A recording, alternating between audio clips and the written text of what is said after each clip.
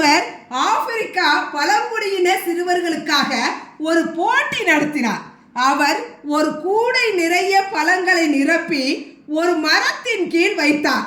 அந்த சிறுவர்களை அந்த மரத்திலிருந்து ஒரு 100 மீட்டர் தள்ளி வரிசையாக நிற்க வைத்தார். யார் முதலில் அந்த மரத்தை தொடுகிறார்களோ அவர்களுக்கு அந்த கூடை பழம் முழுவதும் பரிசாக தரப்படும் என்று அறிவித்தார். அவர் அந்த சிறுவர்களை தயார் நிலையில் வைத்து விசில் ஊதினார். அப்பொழுது அந்த சிறுவர்கள் என்ன செய்தார்கள் தெரியுமா? அவர்கள் அனைவரும் ஒருவர் கையை ஒருவர் பிடித்து கொண்டு ஒன்றாக ஓடி மரத்தை அடைத்து அந்த பழங்களை பகிர்ந்து கொண்டு சாப்பிட தொடங்கினர்.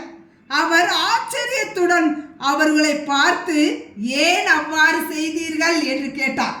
அவர்கள் எல்லோரும் ஒரே குரலில் உபுண்டு என குரல் எழுப்பினர். அதற்கு அர்த்தம், பிறர் சோகத்துடன் இருக்கும் போது எப்படி ஒருவர் மட்டும் சந்தோஷமாக இருக்க முடியும்?